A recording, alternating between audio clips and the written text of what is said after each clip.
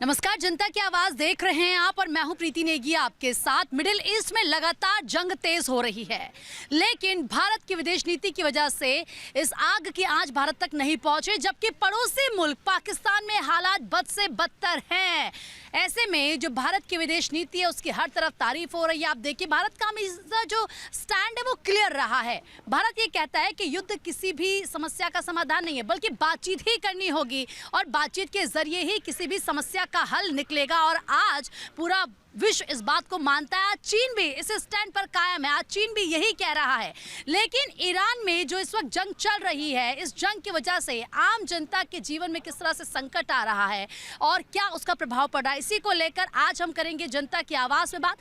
उससे पहले आप देखिए हमारी ये खास रिपोर्ट।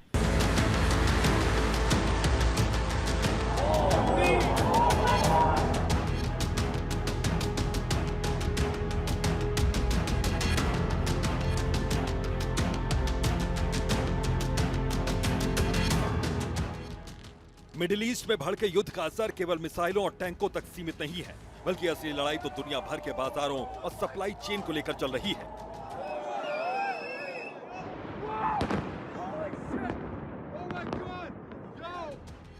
खासतौर पर तेल और गैस बाजार में इसका प्रभाव सबसे अधिक पड़ा है। ईरान से जुड़ा कोई भी सैन्य टकराव दुनिया की ऊर्जा सप्लाई पर सीधा असर डालता है, क्योंकि ये इलाका वैश्विक तेल व्यापार का केंद्र है। इस समय भी वही स्थिति बनती दिख रही है। दिल्ली से लेकर मुंबई तक इन दिनों अमेरिका, इजराइल और ईरान के बीच युद्ध के कारण गैस की भी किल्लत देखने को मिल रही है। लगातार बढ़ते गैस के दाम, गैस के कारण होटल ढाबे बंद होना और तो और टपरी की चाय की कीमत में बढ़ोतरी जैसी खबरें सोशल मीडिया से लेकर न्यूज चैनल्स तक लगातार सामने आ रही हैं। ऐसे में एलपीजी सिलेंडर की सप्लाई को लेकर लोगों को परेशानियों का सामना करना पड़ रहा है। लेकिन बड़ा सवाल ये कि क्या असल में गैस की किल्लत है या फिर ये समस्या मात्र पैनिक के कारण हुई है। और इस वक्त तमाम मेहमान हमारे साथ जुड़ चुके हैं। BJP spokesperson Khemchand Sharma ji हमारे साथ जुड़ चुके हैं। सर, आपका स्वागत है। Advocate Renu Gupta ji political analyst है, मैम आपका स्वागत है। हमारे साथ आचार्य सरिता जी जुड़ चुकी हैं, पॉलिटिकल एनालिस्ट है, मैम आपका भी स्वागत है। मोनिका शर्मा जी हमारे साथ जुड़ चुकी हैं, पॉलिटिकल एनालिस्ट हैं। साथ ही साथ advocate Dheeraj Singh ji political analyst हमारे साथ जुड़ चुके हैं, सर आपका भी स्वागत है। संकेत चतुर्वेदी पॉलिटिकल एनालिस्ट है, सर आपका भी स्वागत है। माया सिंह सोशल एक्टिविस्ट है, हमारे साथ जुड़ चुके हैं। थोड़ी देर में हमारे साथ विजय कौशिक जो कि कांग्रेस स्पोक पर्सन जुड़ेंगे और साथ ही साथ हमारे साथ अजय कुमार जर्नलिस्ट थोड़ी ही देर में जुड़ेंगे। लेकिन सबसे पहले आज सर मेरा सवाल आप ही से है। जो इस वक्त हालात बने हुए हैं पूरे विश्व में वो हर कोई देख रहा है, मिडिल ईस्ट में जंग चल रही है। लेकिन सर जब हम भारत की बात करते हैं, क्या जो भारत की विदेश नीति है उसी की वजह से हम देख रहे हैं इस युद्ध की जो आंच है वो भारत तक नहीं आ रही है और आज हर तरफ भारत की तारीफ हो रही है? जय हिंद, भारत माता की जय। आज अच्छी सरकार, मजबूत नेतृत्व की वजह से आज भारतीय सबसे ज़्यादा सुरक्षित हैं। पूरे विश्व में युद्ध की आग है। यूरोप में भी अब युद्ध चल रहा है। अमेरिका पूरी तरीके से इजराइल, ईरान के साथ एंगेज्ड है। पूरे विश्व में उथल पुथल है। ऐसी कंट्री जो सबसे सुरक्षित मानी जाती थी, सबसे प्रॉस्पर मानी जाती थी, यहाँ पे अमीर लोग रहना पसंद करते थे, आज वहाँ से लोग भाग रहे हैं। आज भारत भारतीयों को हर जगह से सुरक्षित लाने में, उनको सुरक्षित करने में और उनको सुरक्षा देने में सबके सब, चाहे इजराइल हो या ईरान हो, कोई भी ये नहीं कह रहा है कि हम भारतीयों को सुरक्षित नहीं करेंगे। हर एक व्यक्ति या हर एक कंट्री भारत के साथ कोऑर्डिनेशन में काम कर रही है। और आज भारत की अर्थव्यवस्था भी सबसे ज़्यादा मैनेज, कंट्रोल में है, सबसे ज़्यादा अच्छी स्थिति में है, क्योंकि यहाँ पे एक ऐसी सरकार है जो 140 करोड़ भारतीयों के लिए सोचती है, जो हमेशा प्रथम भारत को फर्स्ट बनाने के लिए काम करती है। और उसी का परिणाम है कि स्थिति विषम होते हुए भी स्थिति कंट्रोल में, जिस तरीके से कोरोना में भारत की मजबूत सरकार ने टाइम पे वैक्सीन बनाई, दी, बाकी 100 कंट्रीज़ को भी दी, वैसे ही आज विषम परिस्थिति में हम आज भी अपने अड़ोसी पड़ोसियों की भी हेल्प कर रहे हैं। आज बांग्लादेश हमसे कह रहा है, श्रीलंका हमसे कह रहा है, मालदीव हमसे कह रहा है कि हमारी आप सपोर्ट करो, हमारी हेल्प करो। इवन नेपाल भी कह रहा है, क्योंकि जो स्थिति ऐसी है जिसमें जो सप्लाई चेन है वो पूरी तरीके से ब्रेक हो गई है। जो माल, पर्टिकुलरली जो पेट्रोलियम प्रोडक्ट्स हैं, जो मध्य एशिया से भारत में आते हैं या फिर भारत के पड़ोसी कंट्रीज में आते हैं, वो पूरी तरीके से ब्लॉक हो गया। लेकिन फिर भी इस विषम परिस्थिति में भी भारत के जो वेसल्स हैं वो आ पा रहे हैं, आए हैं, कल भी आए हैं। तो ये बहुत ही पॉजिटिव न्यूज़ है। मैं आपके टीवी के माध्यम से, क्योंकि आपने बहुत अच्छा टॉपिक रखा है, एक अपील करूंगा कि आप अफवाहों पे ध्यान ना दें। स्थिति कंट्रोल में है, किसी भी चीज़ की कमी नहीं है, ना पेट्रोल की, ना डीजल की और ना ही गैस की। लेकिन कुछ जगह अफवाहों की वजह से एजेंसी पे एक साथ बहुत सारे लोग जब इकट्ठा हो जाते हैं तो स्थिति बिना बात के कहीं ना कहीं ऐसे लगने लग जाती है कि स्कैर्सिटी है। ऐसा कुछ नहीं है। काला बाजारी नहीं होनी चाहिए, क्योंकि जब काला बाजारी होती है तो उसका भंडारण भी नहीं होना चाहिए। लेकिन लोग ऐसा करते हैं। लेकिन मैम, क्या वाकई आज हम देखते हैं कि जब सिचुएशन इतनी ज्यादा क्रिटिकल है, लेकिन उसके बावजूद हम ईरान से बात करते हैं, हमारा एक शिप आ जाता है, 3 और आने वाले, लगता है कि विदेश नीति जो मजबूत है उसी का असर है? देखिए, बिल्कुल प्रीति जी, हम इस बात को मैंने पहले की डिबेट में भी कहा है। 2 चीज़ें यहाँ पर, जो इस तरह की हम बात कर रहे हैं, ईरान से हमारी जिस तरह की हमारी संधि हो रखी है उस हिसाब से 4 जहाज निकले हैं, ये बहुत बड़ी बात है, इसमें कोई दो राय नहीं है। लेकिन अभी जिस तरह की युद्ध की हालात चल रहे हैं और हमारे देश की जो स्थिति है, जिसको मैं 2-3 दिन से एनालिसिस भी कर रही हूँ और मैं बोलती हूँ, लोग क्या कर रहे हैं, देखो इसको 2 तरह से देखिए। ये एक तो एक पॉलिटिकल एजेंडे के तहत इसको यूज़ करा जा रहा है। दूसरी जो सबसे मेजर बात है, लोग आपदा में अवसर खोज रहे हैं। जो दूसरे व्यक्ति जब मुसीबत में होते हैं तो उस तरह की जब अवसरवादी सोच काम करने लगती है, जो कालाबाजारी फिर से दिख रही है। अब मैं बताऊं बात, मुझे कालाबाजारी दिख रही है, आपको दिख रही है, इसका मतलब सरकार को दिख रही है। तभी तो शहरों के डीएम और शहरों के मुखिया बार बार आके ये अपना संदेश देते हैं जनता को कि नहीं, आप घबराइए मत, हमारे पास पूरा भंडारण है। लेकिन भंडारण है तो उसके बावजूद इतनी लंबी लाइनें क्यों हैं? समस्या यह है कि सरकार उनको कालाबाजारी पर रोकथाम नहीं कर पा रही, उनको नहीं पकड़ पा रही, धरपकड़ नहीं कर रही। मेरे पास सुबह से 3 किस्से आए कि हाँ फलां के पास ये है। मैंने उसको एडवाइस किया कि आप पुलिस, आपका नाम नहीं आएगा पुलिस में, आप पुलिस को खबर कीजिए, पुलिस उस पर कार्रवाई करेगी। लोग आज स्टोर करके बैठे। जो स्थिति देखिए, बिल्कुल स्थिति नॉर्मल है। मैं भाई साहब की बात का समर्थन करती हूँ, इस अफवाहों पर बिल्कुल मत ध्यान दीजिए।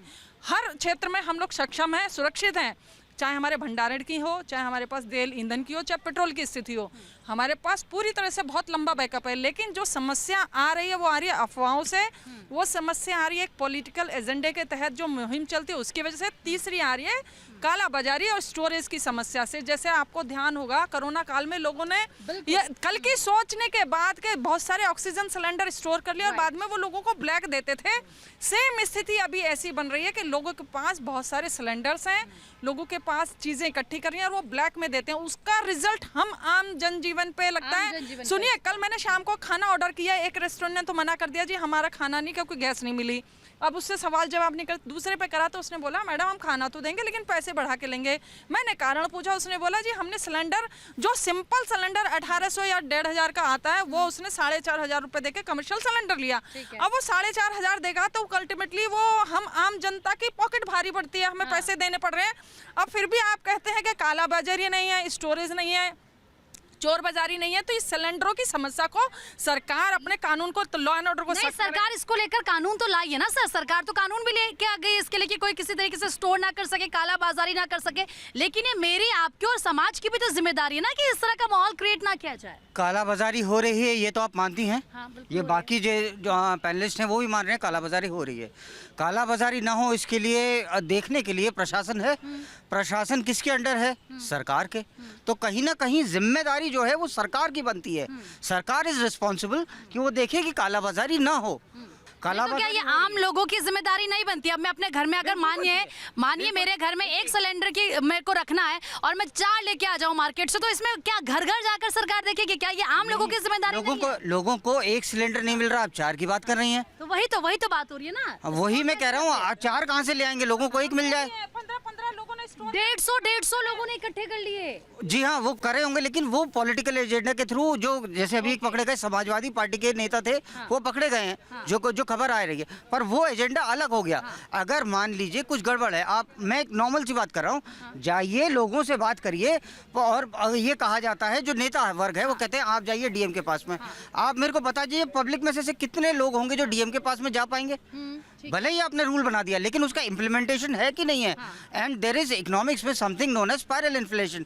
अगर मान लीजिए ऑयल, क्रूड ऑयल का प्राइस बढ़ता है तो जो गैस है, जितने बाय प्रोडक्ट्स है, उन सब का बढ़ जाएगा। बिल्कुल सर, लेकिन सर एक्चुअली ये युद्ध तो ईरान और अमेरिका और इजराइल का इस हाँ, बट ये नहीं है ना कि इस युद्ध को जाके इंडिया रुकवा दे। हम अपने लिए क्या बेस्ट कर सकते हैं, हम ये करेंगे। इंडिया कहाँ से तेल ले सकता है, हम राइट एग्जैक्टली इसी को लेकर हम बात कर रहे हैं। और इंडिया बेस्ट ये करेगा कि अगर वहां से शिप नहीं मूव कर रहे, इंडिया एक शिप आ जाता है, 3 और आ जाते हैं, तो नहीं लगता है कि विदेश नीति का ही तो असर है। ईरान से अगर हम बात करें, हमारी जरूरत है, हम बाकी देशों से बात करें, हमको तेल चाहिए, वो दे रहे हैं, तो लगता नहीं ये मजबूत विदेश नीति का ही असर है? नहीं, बिल्कुल मजबूती है, मगर अकॉर्डिंग टू माय एस्ट्रोलॉजी जो स्थिति है ये अभी और बिगड़ेगी। मतलब अभी सुधरने का कहीं आसार दिख नहीं रहे, ना ही ऐसा लगता है कि ये युद्ध जो है अभी समाप्ति के ओर आएंगे। ये कहीं ना कहीं अभी बढ़ेगा। तो ऐसा नहीं है कि ये स्थिति आज ही रुक जाएगी या कुछ अच्छा होने वाला है। मतलब कि जो महंगाई है वो और स्थिर में बढ़ने वाली है, पैसों की दिक्कत आने वाली है, हमारे देश में अभी दिक्कतें बढ़ने वाली है। तो मैं ये मानती हूँ कि सरकार को इस चीज़ पे कड़ा एक्शन लेना चाहिए। जैसे कि लोग स्टोरेज रख रहे हैं सिलेंडरों का या जो भी कर रहे हैं, उस चीज़ पे कार्रवाई होनी चाहिए और स्ट्रिक्ट तौर पे होनी चाहिए। मतलब एक बंदे को 15 सिलेंडर या 150 सिलेंडर कैसे मिल गए, उसने कैसे रखे हैं, या तो वो ब्लैक में ले रहा है, तो ये जानकारी होनी चाहिए कि कहाँ से ले रहा है, कैसे ले रहा है। ये सरकार ही कर सकती है, आम आदमी नहीं रोक सकता। आम आदमी तो इस चीज़ के फायदे उठा रहा है कि बिजनेस है, उसको लग रहा है ये एक बिजनेस अपॉर्चुनिटी आई है, इसको ग्रैब करो, आप सिलेंडर भरो और ब्लैक में बेचो। तो ये आपदा में अवसर वाली सोच क्यों है लोगों के बीच, कि आपदा आई नहीं कि उसमें अवसर ढूंढने लग जाते हैं? हमने देखा, चाहे हम इंडिगो की एयरलाइंस की बात करें या बाकी एयरलाइंस की, जब हमने देखा कि लोगों को परेशानी हो रही थी तो उन्होंने अपने प्राइस हाइक कर दिए। ये कहाँ तक सही है? देखिए प्रीति जी, पहले तो मैं आपके चैनल के माध्यम से बताना चाहूँगी कि हमें इकोनॉमी समझनी पड़ेगी।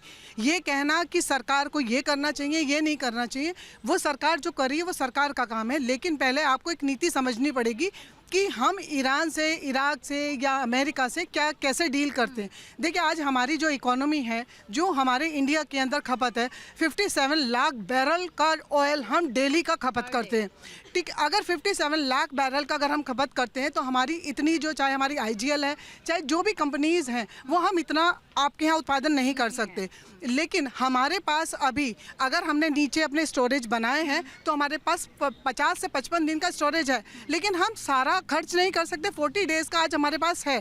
लेकिन उसके लिए आप ये कहें कि केवल आज हमने नीति क्यों नहीं बनाई, इन नीति को बनाने के लिए एक दिन नहीं लगता। अगर आपको स्ट्रैटेजी प्लान करनी है, अगर मैं ये कहूँ कि अगर हमारे यहाँ जितने भी साइंटिस्ट होते हैं या जितने आपके खोजने वाले रहते हैं कि जिन कहाँ ऑयल है, रिसर्चर्स हैं जो ऑयल कहाँ है, अगर हम कहीं पे रिसर्च करते हैं कि ऑयल यहाँ पर है, उसको निकालने में उसके प्रोसेस में 9 ईयर्स लग जाते हैं, जो कि हम किसी को बताते नहीं है। केवल हमारा प्रोपेगेंडा, विपक्ष हो चाहे वो गवर्नमेंट हो, गवर्नमेंट के लोग हो चाहे जनता हो, केवल एक प्रोपेगेंडा चलाती है कि आपदा आई, आपदा आई, आपदा में जैसे कहते हैं ना, बेड़ी आया, बेड़ी आया, बेड़ी आया, फिर होता कुछ नहीं। लेकिन फिर भी जैसे हमारे यहाँ आपके देखिए कोविड में ऑक्सीजन सिलेंडर का मैडम ने भी जिक्र करा, मैं भी करूँगी, उसमें भी लोगों ने आपदा के अंदर बिजनेस ढूंढा, आज भी वही कर रहे हैं। अभी ये परसों की एक न्यूज़ थी कि सपा के जो नेता हैं उनके यहाँ 57 से लेके 70 तक सिलेंडर मिले। वो ठीक है, उन्होंने जैसे भी जमाखोरी करी हो, क्योंकि ईरान, अगर हमारे ईरान से जो लोगों ने आके भी कहा कि प्रधानमंत्री जी आए नहीं, उन्होंने ईरान के लिए कुछ नहीं बोला, आपने प्रोटेस्ट कर दिया, आपका ईरान से लेना क्या है? आज अगर हम यहाँ पर हैं, हमारा जो बिजनेस रिलेशन है, उस बिजनेस रिलेशन को समझ के चलिए। ईरान ने कहा कि उन्होंने हमारे ऊपर ग्रेनाइट बिछाया और उस पर अमेरिका ने उस पर ऊपर वार करा, जिससे कि हमारी जो आपकी ऑयल की जो पोत थी वो हमारी डिस्ट्रॉय हुई। लेकिन अमेरिका में डोनाल्ड ट्रंप ने उसको डिनाई करा कि हमने कुछ नहीं करा। ये जो इनके आपसी है, उसका फायदा कौन ले रहा है, ये आपको समझने की जरूरत है। ये फायदा कौन ले रहा है? चीन।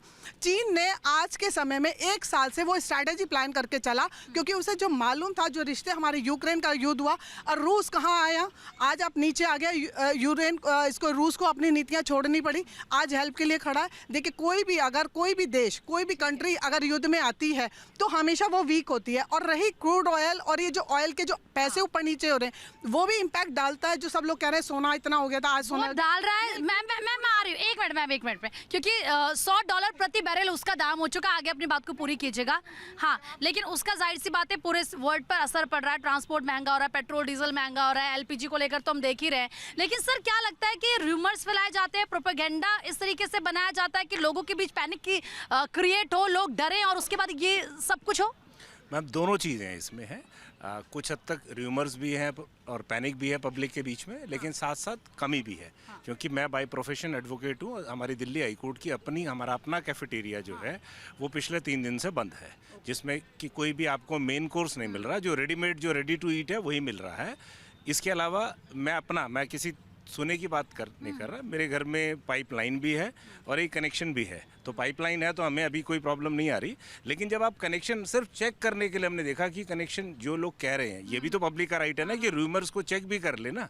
तो जब हमने चेक करने के लिए देखा तो वो कोई भी कॉल कनेक्ट नहीं हो रही, क्योंकि आजकल ऑटोमेटिक सिस्टम है, आपने कॉल करा, मिस कॉल आता है और उसके बाद आपने वो नंबर डायल करा और आपका ऑटोमेटिक आ जाता है। तो वो सिस्टम्स बंद हो रखे हैं। फिर फाइनली लकीली, क्योंकि वो गैस एजेंसी को मैं जानता हूँ, तो मैंने उनको बोला, तो उन्होंने कहा जी हम एक पर्टिकुलर समय के लिए थोड़ी देर के लिए इसको खोलते हैं, जो 24 घंटा पहले फैसिलिटी उसको थोड़ी देर के लिए खोलते हैं। अभी खुली हुई है, अभी आप करेंगे तो आपका बुक हो जाएगा और मुझे उसका नंबर, गैस सिलेंडर बुक हो रहे हैं उसका। हाँ, तो प्रॉब्लम है, ऐसा नहीं है कि नहीं है, और वो प्रॉब्लम स्वाभाविक भी है जब इतना बड़ा युद्ध चल रहा है और जहाँ से हमारा मैक्सिमम 60% के आसपास स्पेशली जो गैस है वो कतर से मैक्सिमम आती है, तो कतर और वो पूरा इफेक्टेड है, तो वो स्वाभाविक भी है, उसमें कोई ऐसी बात नहीं है। लेकिन इसमें 2 चीज़ें हमें देखनी है। जैसे क्रूड ऑयल है, तो क्रूड ऑयल के लिए सरकारों ने, मतलब चाहे वो ये सरकार हो या पिछली सरकार हो, सरकारों ने बड़े मैसिव रिजर्व्स बनाए थे जो सदर्न इंडिया के अंदर हमारे पास हैं, जिसके अंदर हम बहुत ज़्यादा,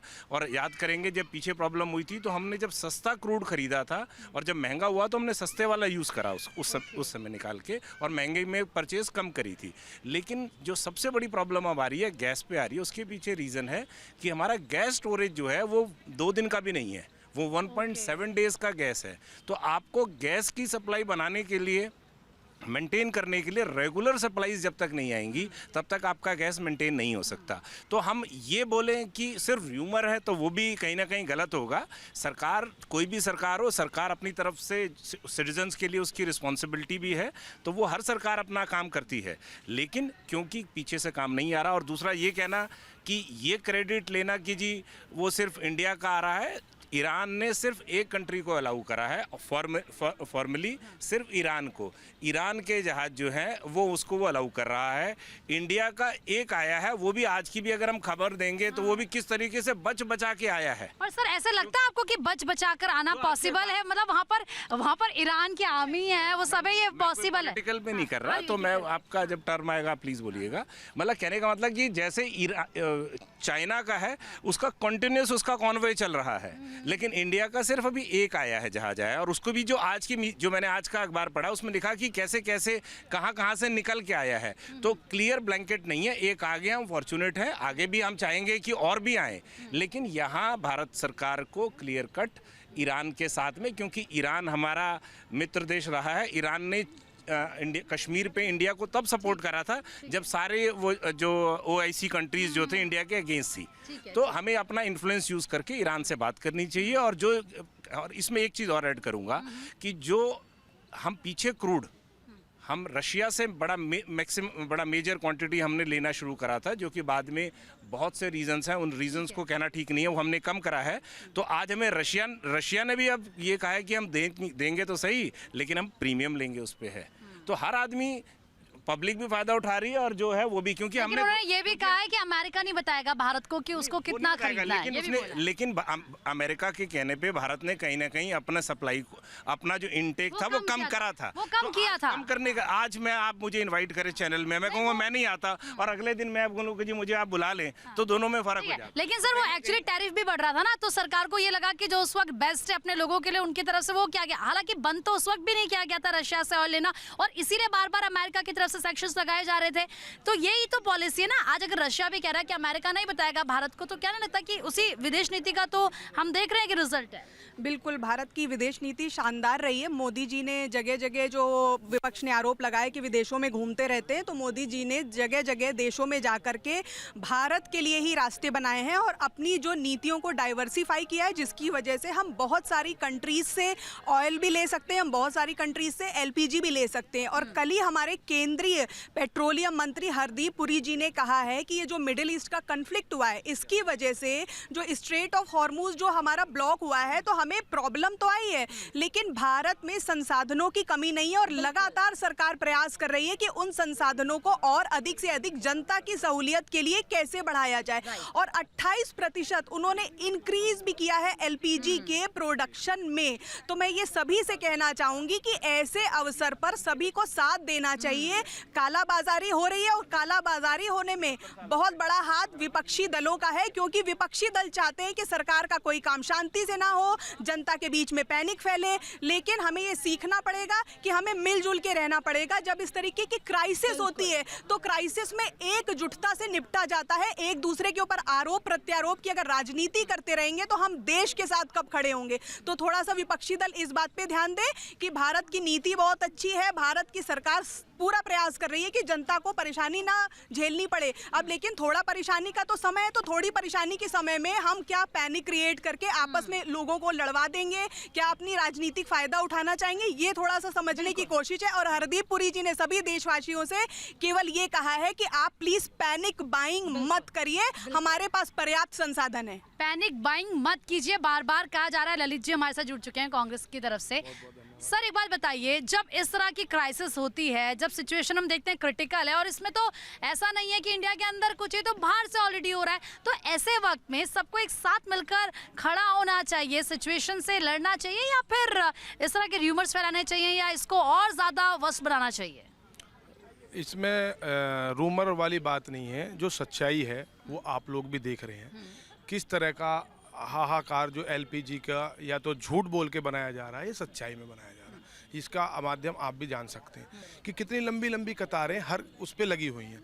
चाहे उसका कारण ब्लैकमेलिंग रहा हो या उसकी आपूर्ति रहा हो, वो एक अलग कारण है, वो खोजना सरकार का काम है, लोकल इंटेलिजेंस का काम है कि क्या किस कारण से ये सब काम हो रहा है। लेकिन विपक्ष का काम ये है कि जो जनता की जो रिक्वायर है, जो जनता की मूलभूत सुविधाएं हैं, उनके बारे में विपक्ष का काम क्या होता है, पक्ष वालों को याद दिलाना कि जब समय समय पर जो सो रही है सरकार, उसको ये याद दिलाना है कि आज ये देखो क्या स्थिति देश में हो रही है। आज बॉम्बे का हाल देख लीजिए, कितने होटल, कितने वो सब कुछ बंद हो चुके हैं। तो ये जिम्मेवारी विपक्ष की तो है नहीं कि भाई विपक्ष इसमें पूर्ति करेगा। ये जिम्मेवारी सरकार की ही है, चाहे प्रदेश की हो चाहे देश की हो। ये जिम्मेवारी दोनों उन सरकारों की बनती है। तो आज की जो स्थिति बनी है वो भयंकर बनी हुई है एलपीजी को लेकर, तो उसमें कुछ ना कुछ सुधार किया जाना चाहिए, चाहे लोकल स्तर पे किया जाए, देश स्तर पे या प्रदेश स्तर पे। ठीक है, वो गवर्नमेंट और सरकार इसको लेकर काम कर रही है। और सर एक और बात, हमारे ईरान से पहले भी संबंध अच्छे थे, अभी भी संबंध अच्छा है, हमारे इजराइल से भी संबंध अच्छे, हमारे अमेरिका से भी संबंध अच्छे। प्रधानमंत्री नरेंद्र मोदी जिस देश के दौरे पर जाते हैं, उन देशों के साथ हम अपने संबंध मजबूत करते हैं, ताकि जब सिचुएशन इस तरह की हो तो उसको हैंडल कैसे किया जाए। हाँ, लोगों से ये अपील जरूर है कि आप पैनिक बाइंग मत कीजिए, इससे बाकी लोगों को दिक्कत हो रही है। फिलहाल जनता की आवाज में इतना ही। आप देखते रहिए भारत 24।